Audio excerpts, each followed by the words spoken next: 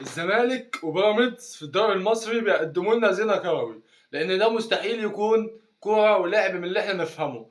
طبعا فيريرا مش مصمم على التشكيل بتاعه اللي هو بيتكون من محمد صبحي ومحمد عبد الغني وحسام عبد المجيد وحمزة المسلوسي ومحمد عبد الشافي. وفي خط النص لعب برؤى انا معاكم في الملعب، هو كل اللي بيعمله بيستلم الكرة وبيغير ملعب الجنب التاني حتى لو الجنب التاني فاضي.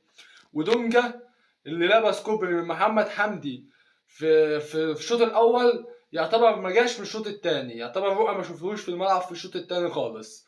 وقدامهم كان بيلعب بزيزو وبيلعب بمصطفى شلبي اللي احنا شاريينه من نادي انبي اساسا، يعني ملوش لازمه في الملعب، وبسيف الجزيري وسيف جعفر.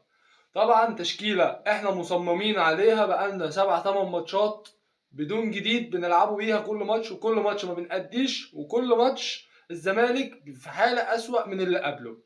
طبعا نادي الزمالك نزل الماتش مفيش هجمات خالص الا هجمه لدونجا في اول الماتش كان المفروض جون وضيعها لانه لاعب على قده اساسا. في المقابل نادي بيراميدز اللي هو نادي المفروض ان هو معاه احسن صفقات في الدوري المصري واكتر نادي بيصرف في الدوري المصري على اللعيبه وبيشتري لعيبه كويسه، طبعا ما اداش خالص ولا جاب اي صفقات ولا في الصفقات اللي هو بيجيبها دي والارقام اللي بنسمعها دي اللي هو اللي بوظ الكره المصريه اساسا، خلى اللعيبه تطلب فلوس ياما من انديتها وكده. ده ما شفتش انا الاداء ده، ولا شفت اداء فخر الدين بن يوسف، ولا عبد الله السعيد اللي خد احسن لاعب في الماتش مع انه ما قدمش اي حاجه في الماتش، ولا احمد فتحي اللي هو بيلعب من ايام ابو تريكه وابراهيم سعيد ومن زمان وانا بقول له كفايه كده. يعني انا بنصحك يا احمد يا فتحي كفايه كده. ولا شفنا ابراهيم عادل لما نزل اللي هم بيقولوا موهبه شابه والكلام ده كله، ما عملش اي حاجه. جات له كوره لو استلمها الف ب ان هو يستلم الكوره على بطن رجله الشمال ويحطها باليمين جون، طبعا ما عملش كده. فنادي الزمالك لو هيلاعب نادي الترجي بالمستوى ده يوم الثلاث الجاي طبعا هتبقى فضيحه اسود من اللي حصلت في تونس.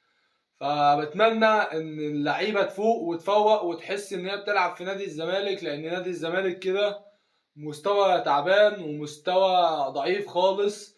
طبعا اللعيبه ديت هتسبب لنا ان احنا نكره نادي الزمالك، لان احنا كده مش هنقعد يتحفل علينا من طوب الارض.